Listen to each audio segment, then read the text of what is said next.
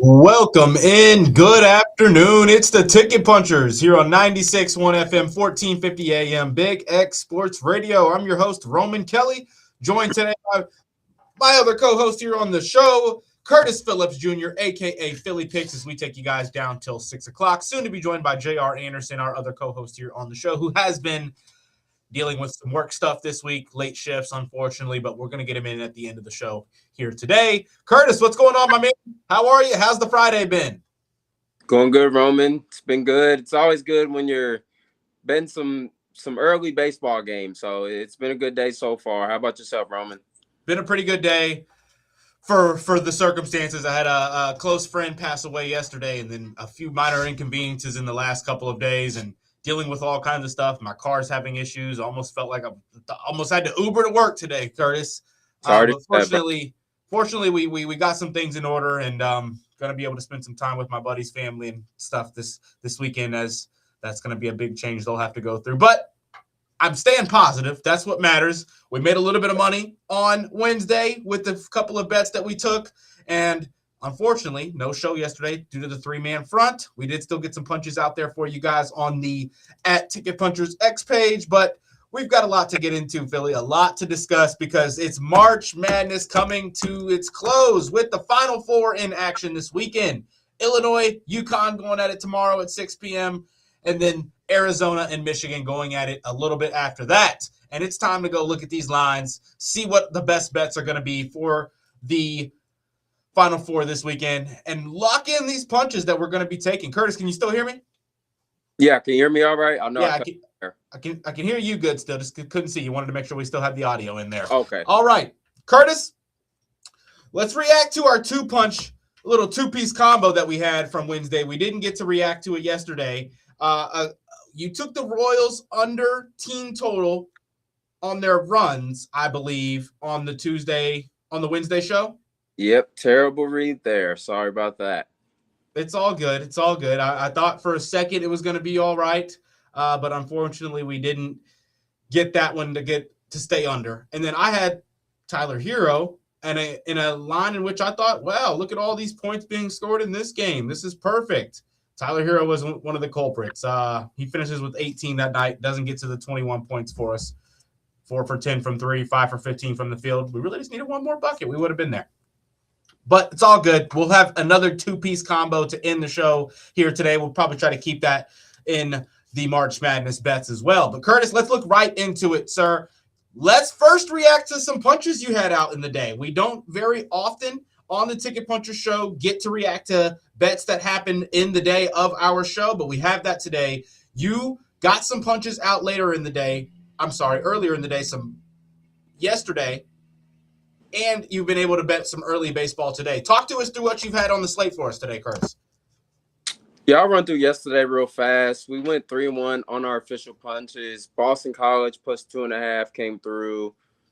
We took Luka's under PRA for the simple fact. Saw 9.5 point spread with OKC. Lakers been hot, so I'm kind of expecting a ball out there. And unfortunate for Luka, he ended up getting hurt. They was down 30 in the third quarter, so we go under on that. Mets Giants under 7.5. This did not come through. That was our only loss for yesterday. And then Oilers minus 1.5 on the puck line at plus 110. That came through. So we go 3-1 yesterday. As far as today, I believe we're 3-1 as well, with our loss being a hook. I'll start off with that loss. Dylan Cease, 7 strikeouts. He finishes with 6, had 4 after 2, 5 after 3, and then control just kind of got out of whack there, so we missed that. Took Dodgers and Nationals over 9.5. That came through pretty easy and early. Marlins team total under 3.5 came through as well. Phillies and Rockies, which is going on now, over 10 runs. They're at exactly 10 right now in the fourth inning. So I'm expecting at least one more run in the rest of that game. And then Rays first 5 money line. The last time I checked, they was up 2-0. So it's been a good Friday thus far. And then we have a lot of more punches to go that I'll be giving out on the show as well. So hot day for Curtis Phillips on the MLB slate, already making some money. We hit the Reds, Rangers, Nerfy today. Got out of that first inning with no runs there. We had the Phillies money line, which was a Big X big bet we gave out in the run-in with Roman show, Curtis. And then we hadn't given anything out yet on the day, so we're going to be excited to look into that. We did the Donovan Mitchell 25-plus points yesterday. That was another Big X big bet, not any ticket puncher plays, but on the run-in with Roman show. And then again on the Mike Rutherford show yesterday, we gave that play out presented by Chad Hennessy and Insuramax. So we were able to get a hit on the 25-plus for Mitch, for D. Mitch on the second. And now it's time to see if the Phillies get the job done. I don't expect them losing this lead, up 10-1 with an insane first inning there. They were at minus 200, so if you paired it up with one of the props, with another prop, it was a good line. Matt Childress gave out the Mariners money line on the slate today as well. But Curtis, let's get into it. We've got a few more games on the schedule for today that we can look into. For the MLB, Royals, Brewers going at it still. Like you mentioned earlier, Mariners, Angels going to be playing tonight. Braves, Diamondbacks, I'm excited for that one. And then Astros, Athletics, Mets, Giants later on in the day. We'll have a pretty nice NBA slate. Not a lot of crazy good spreads, but just for the sake of player props for some of these winning teams, you may be able to find something. Timberwolves playing the 76ers tonight in Philadelphia with potentially no Anthony Edwards. If Anthony Edwards is out in that one, you know, that's a line that we can maybe look at here. And then we obviously have March Madness tomorrow night, Curtis. Let's get into the NBA or this March Madness talk first, and we'll round the show out with more MLB for today. Unless you got something that's about to get started off here shortly, Curtis, I want to see where you stand with this Final Four. Illinois, UConn, line has moved back down, still in favor of Illinois, now at 1.5, started at 1.5, had gone up to 2.5 on some books. I believe you can still catch it at 2.5 on some books, and is now back to 1.5 on most. I know there's not much you can take away from the first matchup between these two sides in November, but Curtis, how do you kind of view this matchup? Do you take the play styles pretty strongly into play here? Do you look at what these two teams have been doing in the tournament? Do you like a specific matchup out on the floor that you think favors one of these two teams? Which way are you leaning in this one? Yeah, for me, I think it just comes down to Illinois being the more complete team. I think they're deeper. They have the size in the front court. They have a guy in Keaton Wagler, the freshman, that seems to never get sped up. He plays at his own pace. These guys have shooters. UConn does have the coaching edge, but, I mean, you could say they're lucky to get here in that crazy comeback versus Duke. I just love the way Illinois has been playing, and I think they get the job done tomorrow versus UConn. So I do think Illinois gets to the national championship. I love the way they've been playing offensively and defensively, and I don't think that stops here just yet. I'm on the other side, Curtis. I'm on UConn.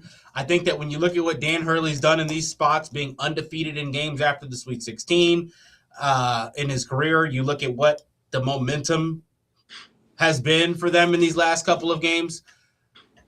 Carrie in the chat says, give me UConn and Michigan. I'm on the same boat. I'm on UConn and Michigan. I understand where a lot of the takes are coming from this Illinois side. I think you've got the better guard play. I think you've got the better overall offense. I think technically you have the size advantage. I don't know how well that size gets utilized compared to the UConn guys down low. But with that being said, Illinois is a more complete team, like Curtis has mentioned here.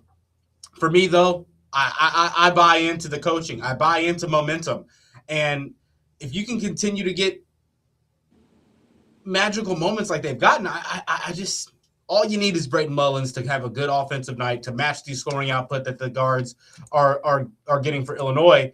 And I think you should be able to stay close, keep that game right there. I think you'll have a slight advantage in the front court for the UConn side. It's all a matter of taking care of the basketball. Which team is going to turn the ball over less and who's going to shoot better on that 2-point percentage. I think that's going to be the key in this matchup. Now, Curtis, when we look at the specific lines in this one from a betting perspective, I mean, do you see a blowout by any means in this one? I don't. If there was to be a blowout, obviously I think it would be the Illinois side. But I mean, I don't know if this reaches double digits on either side.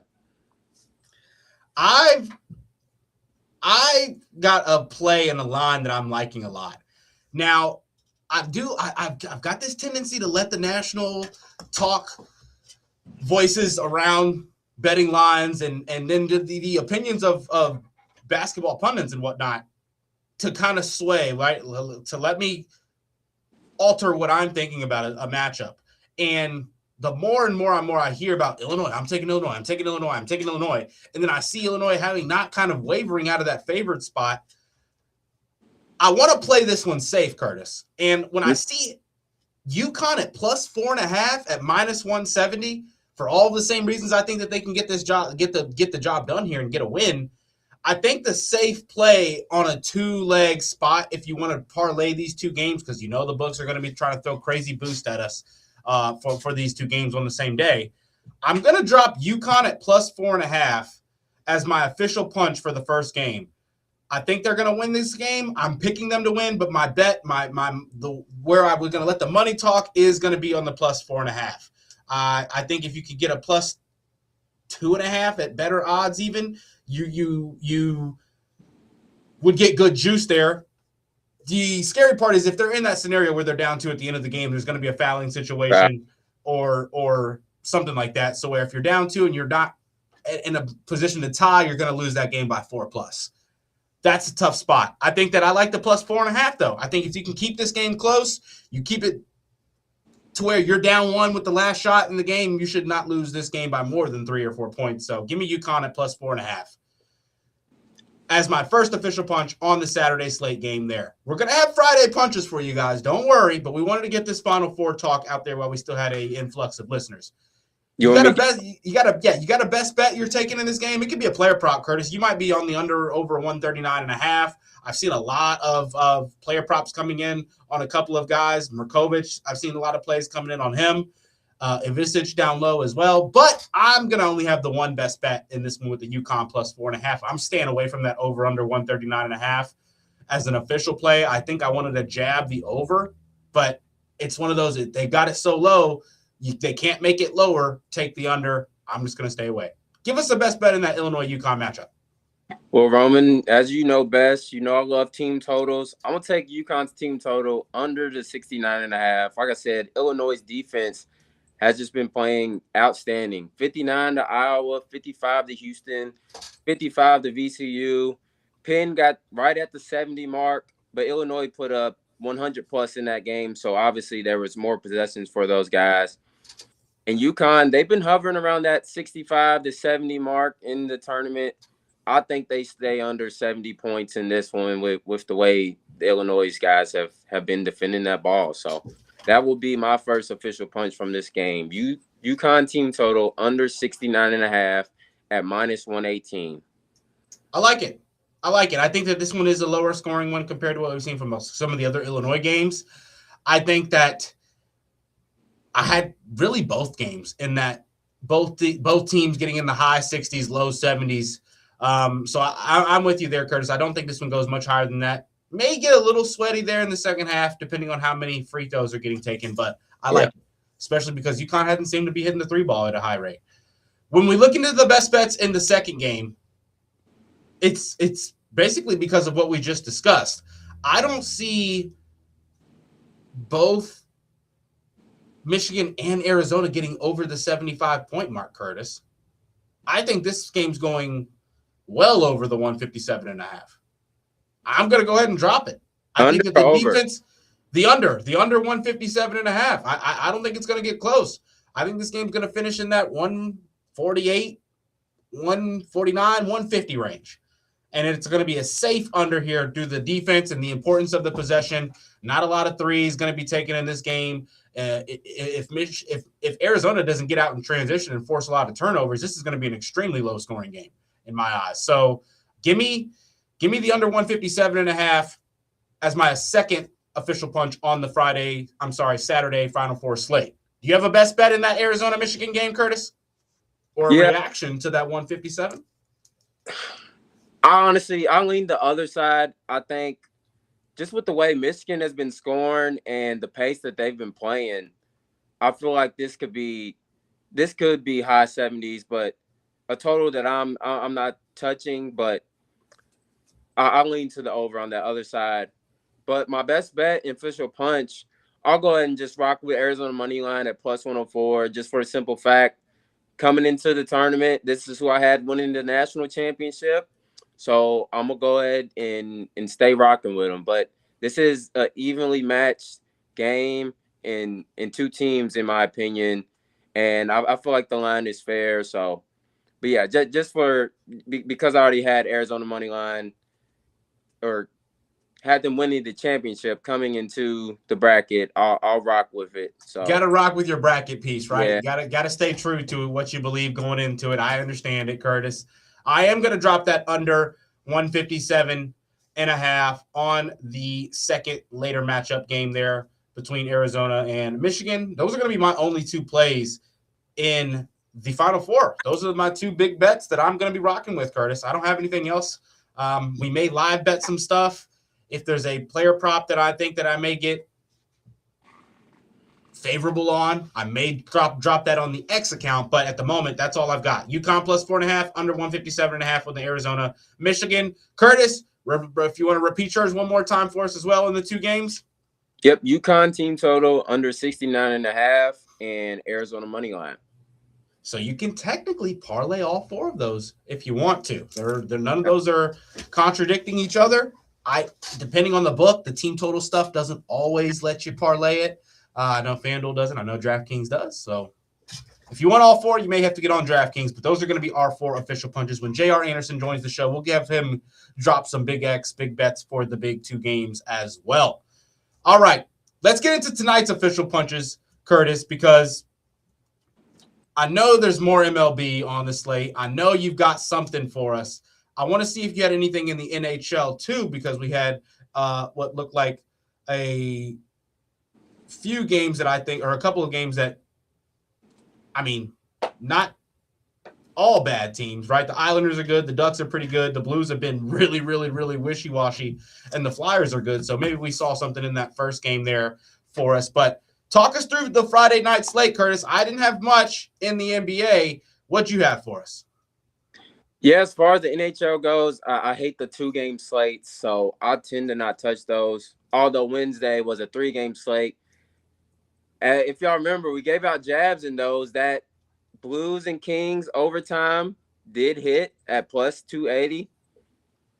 And remember what I said about big favorites in the NHL. The Avalanche, the Canucks came through, big plus money. I'm sick we didn't sprinkle on that. So they ended up winning outright 8-6, and you could have got their plus 1.5 at plus money, and then their plus 2.5 at around minus 20. So we threw out those jabs on Wednesday. But as far as the Friday slate goes, I don't even really have a lean for these two games. Not a big fan of the real small slates in the NHL. So I'm rocking with Anaheim. We've made some money on them twice this season already, Curtis. The Anaheim Ducks at home on the money line when they go up against a team that they are, not in that same kind of win department, a team that's more in that 500 range. They've been handling business. I'm going to pick them to handle business here again against the Blues in this one. We're going to stay away from that first game. I think I wouldn't be – I have no idea about the Flyers-Islanders. I really don't.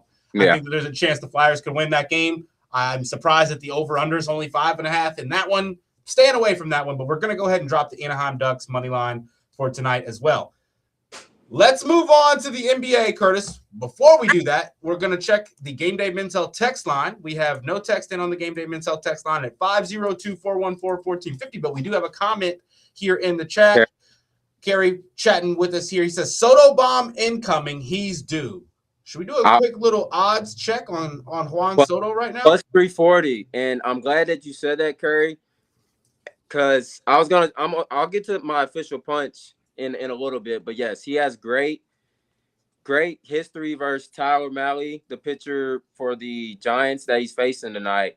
So I was gonna sprinkle on that, but I do have a official punch with Juan Soto included in it that I'll drop later in the show. I like it. I've got a player prop for the MLB as well for tonight, but we're gonna wait to drop that. Curtis, do you have any NBA officials? Because I've got a couple. Yeah, I'll drop.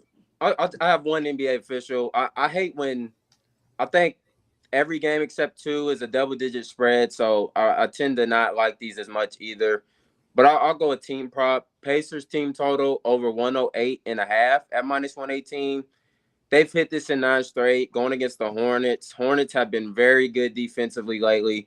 But I just feel like with the pace that the Pacers play with, no matter who's in the game, they're going to get a lot of possession. So I just think this is a tad bit too low, even with all the guys. I know Naismith, Nimhart, those guys are out, but they was out the last game. And I know it was against the Bulls, but Pacers still put up almost 150 points. So I think they can get to 109 tonight. I like it. I think they can as well. That offense, even when they have guys in and out, is still capable of putting points up on the board. Rick Carlisle knows what he's doing. He's been in the NBA for quite some time, and he gets the best out of his guys more times than not. Bucks going up against the Celtics tonight, Curtis. And the Bucks have obviously been abysmal for the most part in terms of team success. But through this stretch of not being very good, you know what they've still been doing? They've been scoring the ball. I look at, their last couple of games. They scored 113 in a loss. They had 105 in a loss, 114 in a loss in these last few games. I don't think they're going to win tonight. I do, however, think they're going to score just enough points in this blowout fashion to allow this over to go to happen. It's dropped from 218 to 216.5. I know that I typically say if it's that low, they can't make it low enough, take the under. But in a spot like this, I think that they're reading too far into the 8.5-point spread and thinking that the Bucks are going to be in that 90-point range. I get that the Celtics defense can do that, especially when they get up. But you never know what you're going to get from the Bucks, and they still have somehow been able to put up the points. So I'm going to rock with the over 216.5 tonight for the Celtics Bucks. That's going to be my first official punch, Curtis. Second official punch is going to be Kevin Durant. I think he gets going on the scoring department against a pretty feisty Utah side that's like they're fake tanking, right? They're fully tanking. Everyone knows it, but they're trying to not tank in the first quarter of games. And I think Kevin Durant's going to be in for a good scoring night here against this side that's going to have some young talent guarding him. We're going to go over 22.5 at minus 154 for Kevin Durant, 23-plus points watered down from his set line to wrap us up for our NBA official punches. Curtis, you got any other player props for tonight? Not in the NBA. So that's going to wrap us up in the NBA. Repeat your NBA props one more time for the listeners, Curtis. Pacers team total over 108.5 at minus 118. Love it. And then you've got a couple of plays in the MLB tonight. I've got one play that I'm rocking with, kind of a prop from last season that I wouldn't have played that I'm going to try to see if I can make some money on this season, a Christian Javier prop. But you go ahead and drop yours first, Curtis. Yeah, real quick before we get into MLB, I do have one college baseball prop. It first pitch is in about 5 minutes or so, so I'll drop that real quick if you want to tell.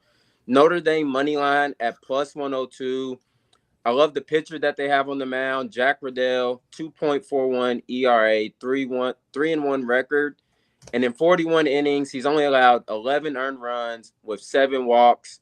Going up against NC State, who just came up off a 7-game losing streak. I think they bounce back tonight and get a win. So Notre Dame money line again at plus 102.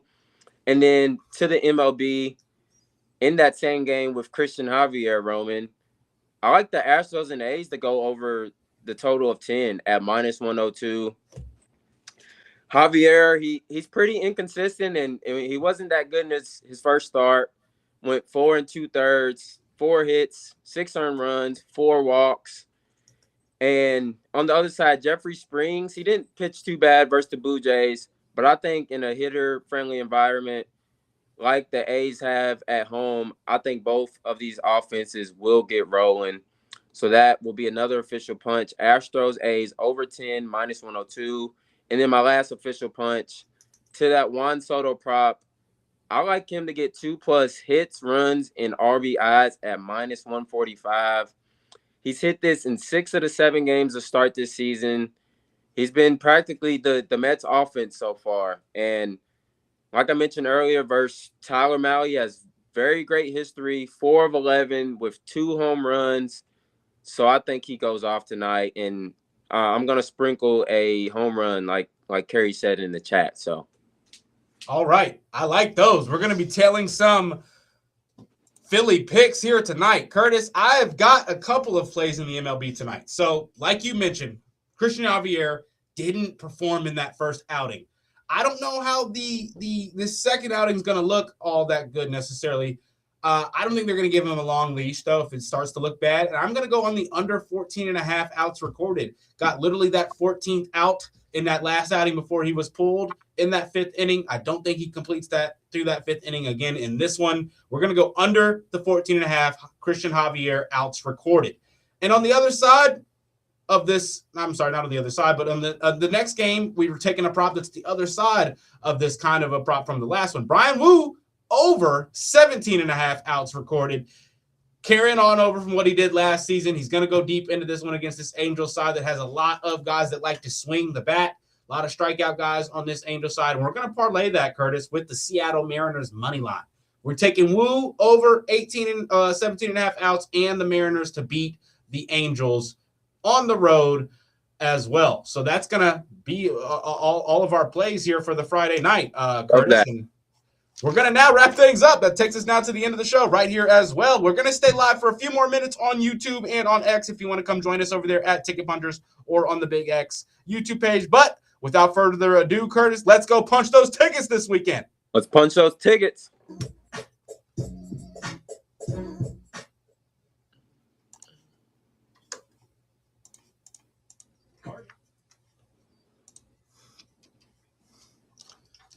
All right, Curtis, let me just make sure I get these written down here. No triple punch today, unfortunately. But that's all right. Yeah. So we went A lot of punches on the slate tonight. Yeah. Christian Javier. I love that Javier play. Also the Mariners as well. I still might. I've been leaning Mariners on the run line all day.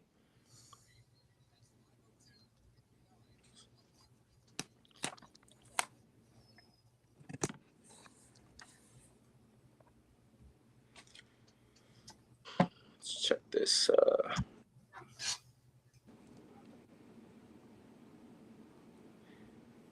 Have you watched any of the other UFL games? Nah, just highlights. Okay. The King is coming to Louisville. I was betting it all last weekend, but it's pretty fun to watch. That's so lame. You can't parlay outs recorded. Yeah, I know.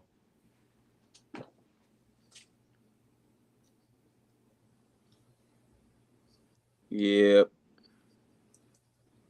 10-1. Let's go. Oh God, bro.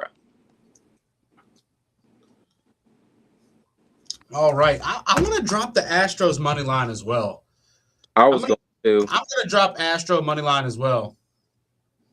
What were the players you took again, Roman? Christian Javier's under outs?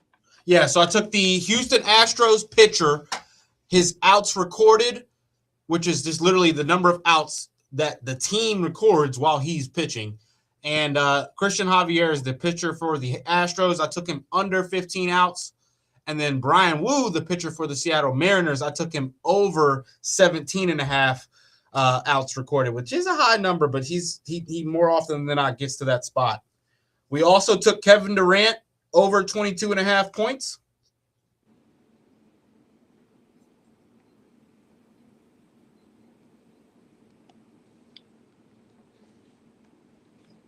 And then I'm going to be tailing Curtis on the Juan Soto 2+ runs, bases, and RBIs. I'm taking his home run now. I've caught two home runs today, and haven't took either one of those. Freddie Freeman and Kyle Schwarber, both live. Didn't take either one, so I'm taking Soto. My gut feelings, yeah, I like Soto to go yard. I like it as well. Shout out to Kerry Williams in the chat, chatting with us, giving his plays out. And Philly, I mean, I don't think there's much else I have to give out. I've gotten everything written down and recorded from us as well, so I'm ready to go. Let's go. Let's punch these tickets tonight. Let's see. Okay, so before I do, I wanted to get one more in here. Any live plays you like? I was looking. Looks like